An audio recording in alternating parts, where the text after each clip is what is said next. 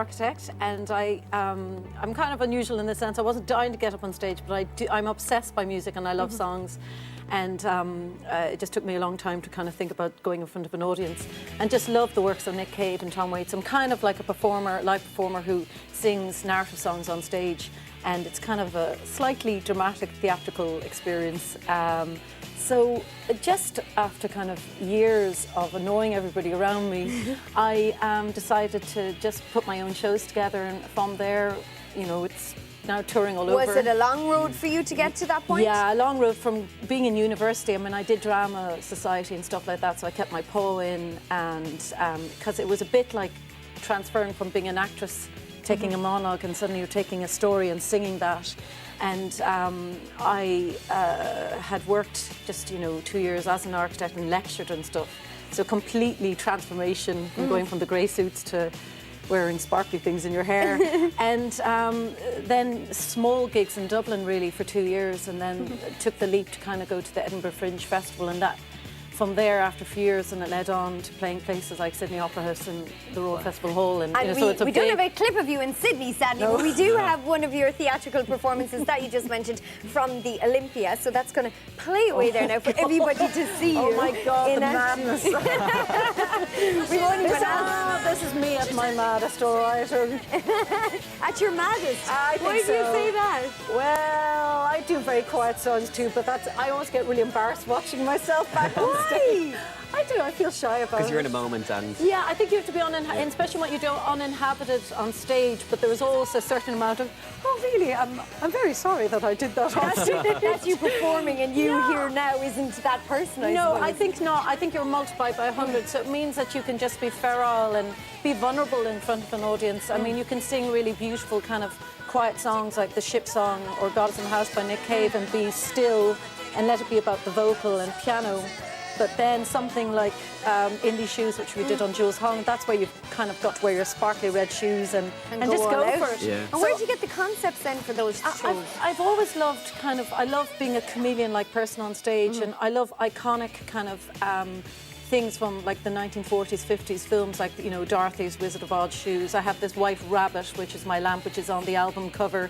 I like setting up a swing on stage that lights up, or what we have in this show, which we brought to Fringe, was dresses that are kind of by kind of see-through wire spinning in the air, and then as you indicate with your hand, they light up.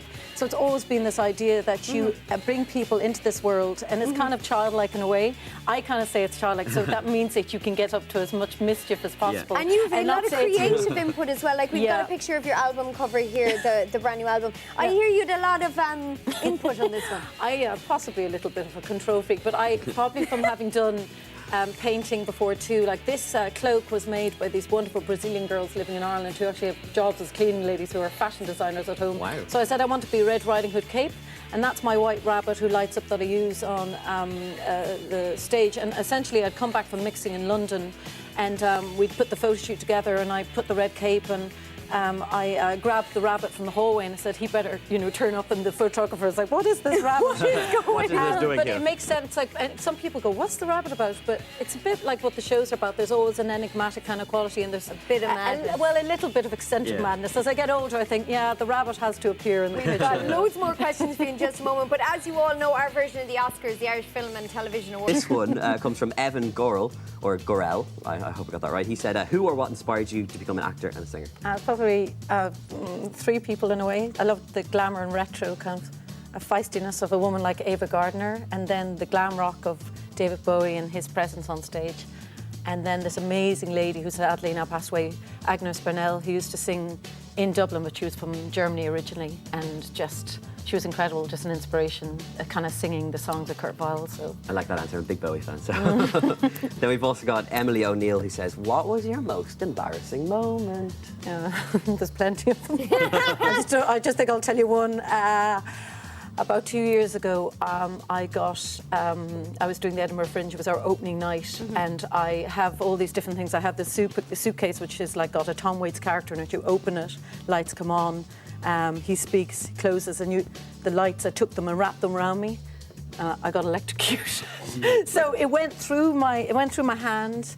and it was black, and I lay for a minute and a half, so the band knew something was wrong because I wasn't talking or moving. Yeah. And then I continued on the show for another 55 minutes because I had to.